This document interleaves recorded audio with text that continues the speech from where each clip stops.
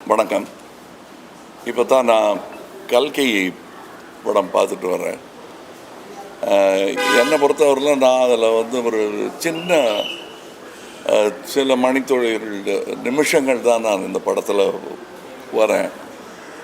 எனக்கு இனி வேலை தொடங்கிறது பார்ட் 2ல் தான். அதனால் நான் கிட்டத்தட்ட ரசிகர்கள் பார்க்குற மாதிரி தான் நானும் இதை பார்த்தேன், வியந்து பார்க்குறேன். உலக என்டர்டெயின்மெண்ட் அதை நோக்கி இந்திய சினிமா நகர்ந்து கொண்டிருக்கிறது என்பதற்கான பல அடையாளங்கள் சமீப காலங்களாக வந்து கொண்டிருக்கின்றன. அவற்றில் ஒன்று நாக் அஸ்வின் அவர்களின் கல்கி என்று நான் நினைக்கிறேன். ஏன்னா நம்மளுடைய ஆயுதங்கள் ரொம்ப கையால் செய்த ஆயுதங்களாக இருந்தாலும் அதோடைய வலிமை உலகம் பூரா பேசப்படும் என்பதற்கு அடையாளமாக சயின்ஸ் ஃபிக்ஷன், மித்தாலஜி எல்லாத்தையும் கலந்து எந்த அளவுக்கு அது எம்பாரஸ்மெண்ட் இல்லாமல், மத சார்பும் ரொம்ப இல்லாமல் அதை ரொம்ப கிளவராக பண்ணியிருக்காங்க. நான் மித்தாலஜி படங்களில் நடித்தது கிடையாது. நான் மனிதர்களோட வாழ்பவன். அதனால் இருந்தாலும் ஒரு சுவாரஸ்யமான கதையை இவர் சொல்லியிருக்கிறார். கதை சொல்லிகள் என்று வரும்போது இந்தியாவுடன் போட்டி போடுவதற்கு கிரேக்கம் போன்ற, சைனா போன்ற நாடுகளால் தான் இயலும். மற்ற கல்ச்சர்ஸ்க்கு அவ்வளோ கதைகள் கிடையாது. அந்த கதைகளிலிருந்து செலக்ட் பண்ணி செதுக்கி எடுத்து ஒரு ஜனரஞ்சகமான படத்தை உருவாக்கி இருக்கிறார். ரொம்ப பொறுமையுடன் அதை எல்லாரையும் பொறுமையுடன் அழைத்து வரவழைத்து அவங்கள இதில் பங்கெடுத்துக்க வச்சுருக்காங்க. அமித்ஜியெல்லாம் எந்த பட்டியலில் சேர்க்கறது, இளம் நடிகர்கள் பட்டியலையா இல்லை பழம் நடிகர்கள் பட்டியலில் சேர்க்கறதாங்கிறதுல குழப்பம் வர்ற அளவுக்கு அவ்வளோ பிரமாதமாக பண்ணியிருக்காரு. இதில் வரக்கூடிய இது ரெகுலர் ஒரு ஆந்திராவில் இருந்தோ அல்லது வடநாட்டில் இருந்தோ ஒரு படம் வரும்போது ஒரு டியூட் எத்தனை இருக்குது, ஃபைட் எத்தனை இருக்குதுன்னு, இதில் டியூட் எத்தனை இருக்குதுன்னு கேட்டால் இல்லைன்னு கூட தைரியமாக சொல்லலாம்.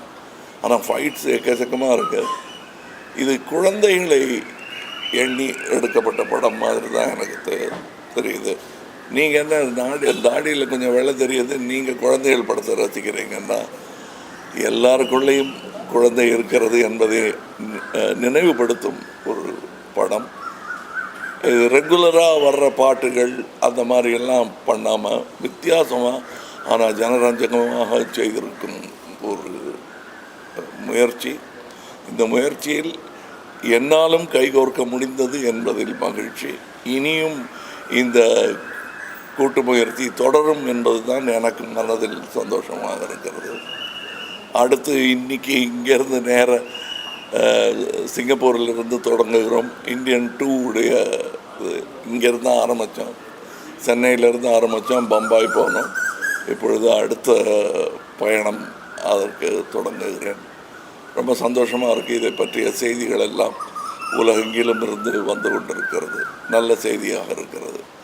இது இந்திய படங்கள், திரைப்பட தொழில் அதற்கே வலு சேர்க்கும் என்று நான் நம்புகிறேன், ஆசைப்படுகிறேன். ஆடியன்ஸோட ஃபீட்பேக் ரொம்பவே ஆச்சரியமா இருக்கு சார். ஸ்க்ரீன் பிளே பற்றி பேசுறாங்க, ஃபர்ஸ்ட் ஹாஃப்ல இதையே வச்சாங்க சொல்லி பேசுறாங்க. ஆடியன்ஸோட ஃபீட்பேக் நாங்க தேட்டரா போய் ரிவ்யூ சொல்லுங்க, நீங்க சொல்லுங்க. அப்போ ஃபீட்பேக் ரொம்பவே சூப்பரா இருக்கு. ஸ்க்ரீன் பிளே பற்றி பேசுறாங்க, டெக்னிக்கல்ஸ் பற்றி பேசுறாங்க. இந்த மூவி இன்னொரு படத்தோட ஒரு சில சாயல் இருக்குன்னு சொல்லி பேசுறாங்க. ஸோ இது ஆடியன்ஸோட நாலேஜ் நீங்க எப்படி சார் பாக்குறீங்க? இல்ல ஆடியன்ஸுக்கு தெரியாதுன்னு சொல்றது, ஜனங்கள் இப்படித்தான் சொல்றதெல்லாம் இயலாதவரின் கூற்று. அது நான் சொல்லவே மாட்டேன். இதெல்லாம் புரியாது, நம்ம மக்களுக்கு இதெல்லாம் புரியாதுன்னு சொல்கிறது. அது எப்படி பாட்டு இல்லாத ஒரு ஜேம்ஸ் பாண்ட் படத்தை கூட்டமாக போய் பார்த்துட்டு வர்றாங்க. பாஷையும் புரியாமல் நல்ல டெக்னிக்கு தமிழனுக்கு புரியாதுன்னு சொல்கிறது ஏற்றுக்கொள்ளவே முடியாது. மொழியே இல்லைனாலும் தமிழர்கள் நல்லா இருந்ததுன்னா பார்ப்பாங்க. நான் சின்ன பையனாக இருந்தபோது செம்மீன் ஒரு படம் மொழி மாற்றம் கூட செய்யப்படல, சப்டைட்டில் கிடையாது. நான்லாம் 2 வாட்டி பார்த்தேன். எதுக்காக பார்த்தேன்னு இப்போ கேட்டால் எனக்கு சொல்ல தெரியாது. ஆனால் எல்லாரும் போய் பார்த்தாங்க. சென்னையில் 100 நாள் ஓடிச்சுன்னு நினைக்கிறேன், அது ஞாபகம் இல்லை.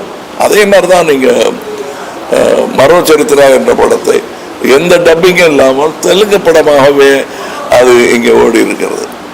நம்ம தான் கலைக்கு மொழியை திணிக்கிறோம். அதுக்குள்ள சினிமா என்பது தனி மொழி, அதற்கான உதாரணம் இதில் தெரிகிறது. அந்த மொழி தன்னுடைய பலத்தை இன்னும் அதிகரித்து கொண்டே இருக்கிறது. வழக்கமாக இருக்கக்கூடிய பண்டிதர்கள் சொல்லும் சினிமாவிலிருந்து மாறுபட்ட சினிமா அது. ஒரு பக்தி சினிமா இப்போ எடுத்தால் இப்படி இருக்குமான்னு சொல்ல முடியாது. ஆனால் அதுவும் இல்லாமல் இதுவும் இல்லாமல் சயின்ஸ் ஃபிக்ஷனையும் இதையும் சேர்த்து செய்த கலவை நல்ல யுக்தி என்று நான் நினைக்கிறேன். ஏன்னா தேவையில்லாத கேள்விகளை இதில் கேட்கவே முடியாது. அந்த கேள்வி கேட்பதற்கு நேரமே இல்லாமல் இது புனை கதை தான் என்று தைரியமாக சொல்லி ஆரம்பிக்கும் போது கேள்வியே கேட்க முடியாது. நன்றி.